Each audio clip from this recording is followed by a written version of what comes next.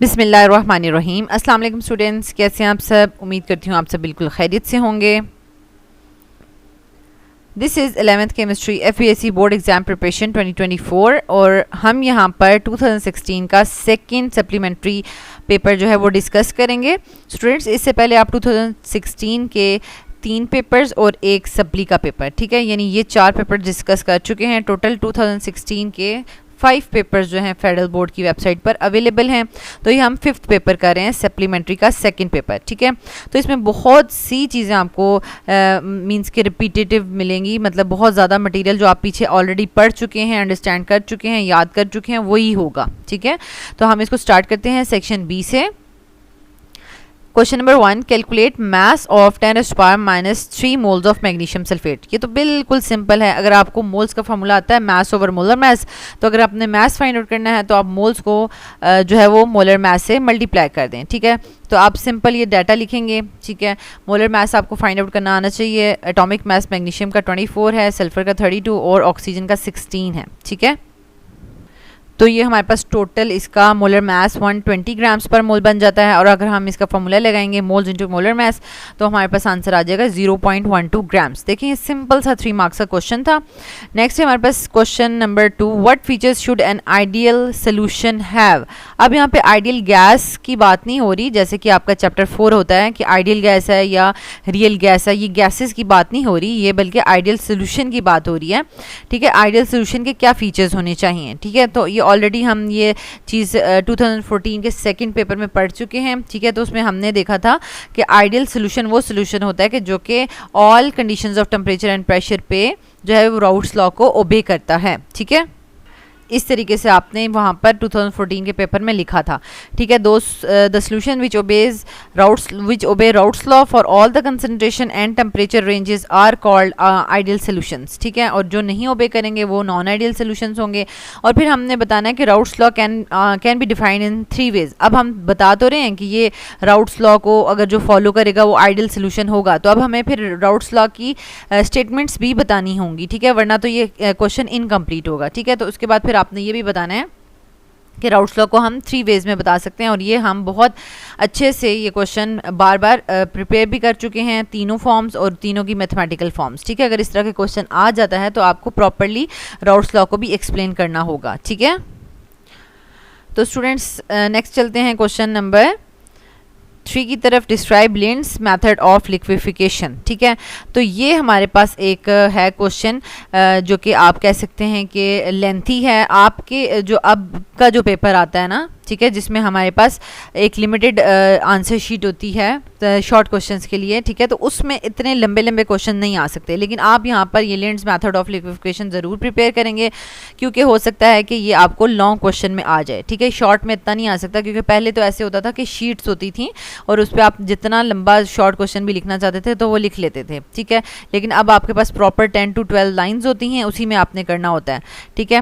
तो लिंड्स method of liquefaction जो है वो बेसिकली किस पे डिपेंड करता है? जाउल थॉमसन इफेक्ट पे डिपेंड करता है। पहले आपने ये बताना है, ठीक है, that it is based on Joule Thomson effect. और फिर आपने जाउल थॉमसन इफेक्ट को एक्सप्लेन करना है। According to Joule Thomson effect, when a highly compressed gas is allowed to escape through a throttle, यानी एक स्मॉल सा होल हो, अगर उसमें से उसको एस्केप करवाया जाए हाईली कंप्रेस्ड गैस को, तो उस स्मॉल होल को थ्रोटल का नाम दिया गया है, ठीक है। The temperature of the gas falls to such an extent that it changes into the liquid form, ठीक है।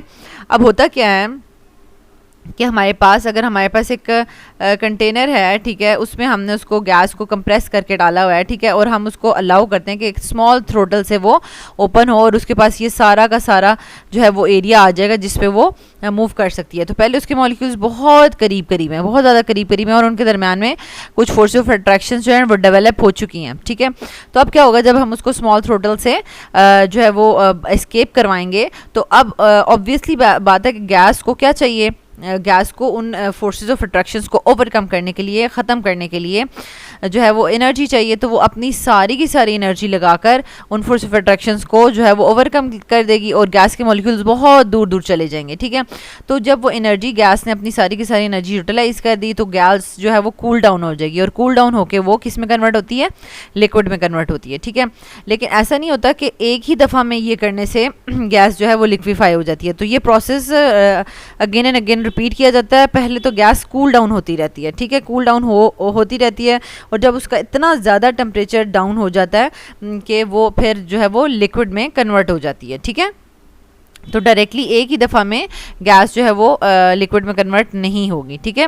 The temperature of the gas falls to such an extent कि ये प्रोसेस बार बार रिपीट करने से गैस का टेम्परेचर इतना ज़्यादा fall कर जाता है, यानी उतनी ज़्यादा कूल डाउन हो जाती है that it changes into liquid form. और यहाँ पर मैं आपको एक और बात कंफर्म कर दूँ कि एक दफ़ा पास्ट पेपर में क्वेश्चन आया हुआ था कि जब हम गैस को जॉल थॉमसन इफेक्ट के थ्रू उसको स्मॉल होल से जो है वो पास करते हैं, एस्केप करवाते हैं, तो क्या होता है। तो उन ऑप्शंस में लिखा हुआ था कि गैस कूल डाउन हो जाती है, गैस लिक्विड में कन्वर्ट हो जाती है, और भी 2 ऑप्शंस थे।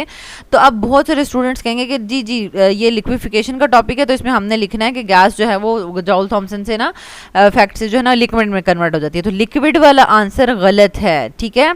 आप जब जॉल थॉमसन इफेक्ट जो है अप्लाई करेंगे कंप्रेस्ड गैस के ऊपर और उसको एक स्मॉल होल से एस्केप करवाएंगे, तो वो कूल डाउन होगी, ठीक है, कूल डाउन होगी। और जब ये प्रोसेस रिपीट होता रहेगा तो ऑब्वियसली बात है, फिर जब बहुत ज़्यादा गैस का टेम्परेचर डाउन होगा तो उसने लिक्विड में ही होना है। लेकिन आपने जो है ना टेम्परेचर फॉल्स वाले ऑप्शन पे टिक करना है, ठीक है।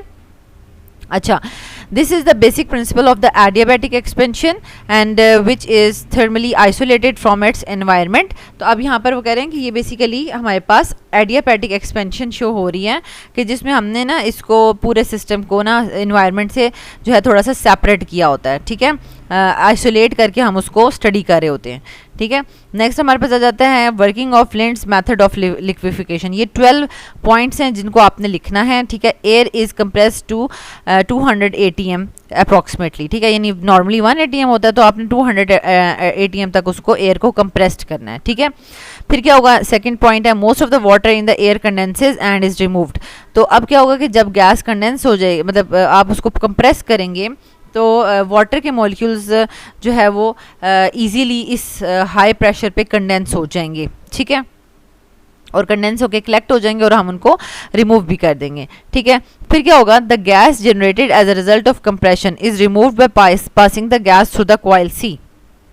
तो हम यहाँ पर देख सकते हैं स्टूडेंट्स के ये हमारे पास कंप्रेसर है जहाँ पर एयर को यहाँ से एयर एंटर की जाती है, कंप्रेसर में उसका प्रेशर जो है इंक्रीज़ किया जाता है, और फिर इसको ना मतलब अब जब कंप्रेस करते हैं गैस के मॉलिक्यूल्स करीब आ जाते हैं, बहुत ज़्यादा कोलाइड करते हैं, तो उनकी एनर्जी यानी हीट भी जो है वो इंक्रीज़ कर जाती है, ठीक है। तो वो हीट को रिमूव करने के लिए उसको इस जो है वो कॉइल से गुजारा जाएगा, कॉइल सी से, ठीक है। और इस कॉइल सी के बाहर से जो है ना वो गुजरता है, कोल्ड वाटर गुजरता है। तो अब क्या होता है कि ये कॉइल सी में से आराम से गुजरी। अब कॉइल सी ना होता, बिल्कुल सीधा ऐसा पाइप होता, तो गैस तो एकदम से यहाँ से यहाँ पहुँच जाती, तो एकदम से कूल तो नहीं हो सकती थी, उसकी हीट तो रिमूव नहीं हो सकती थी। इस वजह से ये होता है कि यहाँ पे कॉइल जो है वो पाइप कॉइल फॉर्म में रखा होता है, ताकि उसको गैस को एक पॉइंट से दूसरे पॉइंट में पहुँचने में थोड़ा टाइम लग जाए, ठीक है, और उस टाइम के दौरान वो अपनी हीट को एक्सचेंज कर सके बाहर एक्सटर्नल एनवायरनमेंट के साथ, ठीक है। तो अब the heat generated as a result of compression is removed by passing the coil C through the by passing the gas through the coil C, ठीक है। जब उसको गुजारा और वो थोड़ी कूल डाउन हुई और उसके जो वाटर के वेपर्स थे वो कंडेंस हो जाएंगे और इस तरीके से यहाँ से रिमूव हो जाएंगे, ठीक है। वाटर कलेक्ट हो रहा है, तो अब वाटर कलेक्ट हो रहा है, तो लेकिन फिर जो बाकी गैसेस रह जाएंगी वो क्या करेंगी, वो फर्दर जो है वो नेक्स्ट चैम्बर में यानी कॉइल एस में मूव करेंगी। The dry gas is then pass through the coil spiral coil copper spiral coil S, ठीक है। तो इसमें से हम उसको गुजारेंगे। It is then expanded to almost atmospheric pressure through a controlled valve V. अब जब हम उसमें से उसको गुजार रहे हैं, ठीक है, वो कंप्रेस तो है, अभी भी कंप्रेस फॉर्म में ही है, ठीक है, क्योंकि हमने उसको पीछे से कंप्रेस करके लाया था, कॉइल सी में से गुजारा है और फिर आगे से भी हम उसको कॉइल एस में से गुजार रहे हैं, लेकिन वो थोड़ी सी कूल डाउन हुई हुई है, ठीक है। मीन्स के बहुत ज़्यादा हीट अप नहीं है, वाटर के वेपर्स भी रिमूव हो चुके हैं, लेकिन वो कंप्रेस्ड फॉर्म में ही है। ठीक है, तो अब क्या होगा, जब हम उसको एक्सपेंड करेंगे वॉल्व वी में से, उसको जो है वो कंट्रोल्ड वॉल्व वी में से जब हम उसको बाहर निकालेंगे, ठीक है, एकदम से बाहर निकालेंगे, तो क्या होगा कि वो ये पूरी जो जगह है ना कॉइल के बाहर, इस जगह पे वो फैल जाएगी। ठीक है, इस जगह पे वो फैल जाएगी, गैस एकदम से हाई प्रेशर से लो प्रेशर में आ जाएगी। यानी ये कॉइल की, इस कॉइल के बाहर जो आपको सारा का सारा एरिया नज़र आ रहा है ना इस ट्यूब के अंदर, वो लो प्रेशर एरिया है। ठीक है, अंदर वाला कॉइल वाला जो है हाई प्रेशर एरिया है और बाहर वाला जो है वो लो प्रेशर एरिया है। ठीक है, तो अब इस लो प्रेशर एरिया में एकदम से वो क्या करेगी, और ज़्यादा कूल डाउन हो जाएगी। ठीक है, और ये फिर जो है प्रोसेस रिपीट होता रहेगा। अब देखें, अब आपको यहाँ से नज़र आ रहा है कि ये सारा का सारा एरिया जो है इसमें गैस ठंडी हो जाएगी। अगर ठंडी हुई है तो ज़रूरी नहीं है वो लिक्विफाई भी हो जाए, लेकिन आप उसको फिर दोबारा से यहाँ से कंप्रेसर में डालें, दोबारा कंप्रेस करें और फिर इधर से गुजार के फिर यहाँ पे लाएं।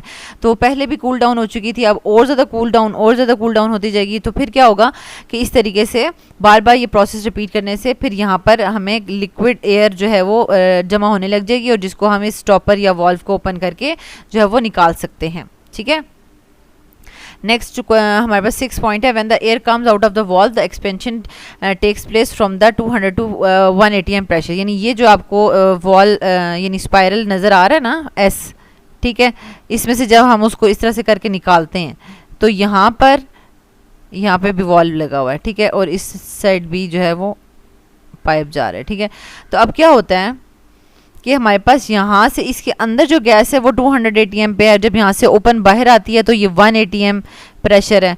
ठीक है, 200 से जब 180 एम प्रेशर आता है तो वो अपनी सारी एनर्जी यूटिलाइज करके जो उनके दरम्यान में इंटरमोक्युलर फोर्स ऑफ अट्रैक्शन है उनको ब्रेक करती हैं गैस के मॉलिक्यूल्स। ठीक है, और बहुत ज़्यादा जल्दी कूल डाउन हो जाती हैं। ठीक है, अगर तो कूल डाउन इनफ हो गए, इतना ज़्यादा कूल डाउन हो गए कि वो लिक्विड में आ गए तो यहाँ जमा हो जाएंगे, अगर नहीं हुए तो यहाँ से कूल गैस दोबारा से कंप्रेसर में चली जाएगी। ठीक है, तो ये सारा इसका प्रोसेस है। 7th पॉइंट क्या है, in this way fall of temperature occurs. यानी जब एक्सपेंशन होती है तो सबसे पहला काम फॉल ऑफ टेम्परेचर होता है, ना कि गैस एकदम से लिक्विफाई हो जाती है। ठीक है, फिर है this cold air goes up and cools the incoming compressed air. ये वापस ऊपर जाती है और फिर कॉइल के अंदर से जो गैस आ रही होती है उसको भी अगेन ठंडा भी करती है। ठीक है, the cycle is repeated several times and the temperature of the expanding gas finally drops and the remaining air is liquefied. ठीक है, और 11th पॉइंट क्या है, the liquid air collects in the chamber L and can be drawn of, वहाँ से हम उसको निकाल सकते हैं, और एनी अनकंडेंस्ड एयर इज रीसर्कुलेटेड। तो ऑब्वियसली बात है कि ये आपने पॉइंट्स थोड़े से मेमोराइज किए होंगे तो आप स्टेप वाइज उनको लिख सकते हैं, और ये लॉन्ग क्वेश्चन में बहुत इसके चांसेस हैं कि ये आपके पास लिंट्स लिक्विफिकेशन मैथड आ जाए, और बहुत ईजी है। आपने इसकी डायग्राम की भी प्रैक्टिस करनी है और पॉइंट्स की भी। कुछ दफ़ा आप इसको रिपीट करेंगे तो आपको एज इट इज़ ये पॉइंट्स जो हैं वो मेमोराइज हो जाए। ठीक है, क्योंकि आपने प्रोसेस समझ लिया है सारा का सारा, और उन्हीं को 12 पॉइंट्स की फॉर्म में आपने लिखना है। और डायग्राम जो स्टूडेंट नहीं बनाएगा तो उसके ऑलरेडी आधे नंबर कट जाएंगे, आधे नंबर आपकी थ्योरी के हैं, आधे नंबर आपके जो है वो डायग्राम के हैं। ठीक है, तो इसलिए आपने डायग्राम नहीं छोड़नी, डायग्राम की बहुत ज़्यादा प्रैक्टिस करनी है। नेक्स्ट है आपके पास question number 6, write down the equations showing bombardment of neutron with nitrogen and copper. तो ये ऑलरेडी हम जो है 2016 के 3rd पेपर में कर चुके हैं। Question number 7, bond angles of ammonia is 107.5 and ammonium ion is 109.5. Justify these values by drawing structures. और ये भी question as it is repeat हुआ है 2014 के 2nd पेपर से। ठीक है, नेक्स्ट है question number 8, calculate the heat of formation of ethyl alcohol from the following information. अब ये देखें, आपको इक्वेशंस नहीं दी हुई। अब आपको दो तरीके से थर्मो के क्वेश्चंस आ सकते हैं। ठीक है, एक तो आपको इस तरह से स्टेटमेंट दी होगी, heat of formation of ethyl alcohol, heat of formation of carbon dioxide water, या लिखा होगा हीट ऑफ कंबस्शन। ठीक है, तो वो आपको हीट ऑफ फॉर्मेशन की अगर इक्वेशंस हैं वो भी खुद बनानी आनी चाहिए, हीट ऑफ कंबस्शन की हैं तो वो भी खुद बनानी आनी चाहिए। तो वो इक्वेशंस खुद आप लिखेंगे। ठीक है, तो यहाँ पर नहीं दिया हुआ, तो ये तो question as it is repeat हो गया। इन्होंने वैल्यूज़ भी चेंज नहीं की, स्टेटमेंट भी चेंज नहीं की। इथाइल अल्कोहल है तो इथाइल अल्कोहल वाला ही पहले भी क्वेश्चन इन्होंने पूछा है सेम, तो ये हम दोबारा से रिपीट नहीं करें। लेकिन अगर आपको कोई और आ जाए तो आपको उसको भी करना आना चाहिए। ठीक है, नेक्स्ट हमारे पास आ जाता है question number 9, what information do we get about the extent of chemical reaction by knowing the value of equilibrium constant. जैसे हम कहते हैं ना कि इक्विलिब्रियम कांस्टेंट की वैल्यू बहुत छोटी हो, 10⁻³ हो, तो फिर क्या होगा, यानी हमें क्या पता चलेगा कि प्रोडक्ट बन रही है या सारे का सारा रिएक्टेंट ही पड़ा हुआ है, या बहुत ही बड़ी है 10⁻12, 10⁻15 इतनी है वैल्यू अगर Kc की, तो वो हमें क्या इन्फॉर्मेशन दे रही है। और अगर नॉर्मल है 4.5, 6, 7 यानी नॉर्मल वैल्यू है, तो फिर क्या हमारे पास इन्फॉर्मेशन आ रही है। तो ये तीनों केसेस हम बहुत डिटेल से डिस्कस कर चुके हैं। नेक्स्ट हमारे पास क्वेश्चन नंबर 11। तो स्टूडेंट्स यहाँ तक हम 10 क्वेश्चंस बहुत डिटेल से डिस्कस कर चुके हैं। नेक्स्ट वीडियो में हम नेक्स्ट 11 से 19 तक क्वेश्चंस डिस्कस करेंगे। अल्लाह ताला आपको बहुत आसानियाँ अता फरमाएं और आसानियाँ तकसीम करने का शर्फ अता फरमाएं। आमीन।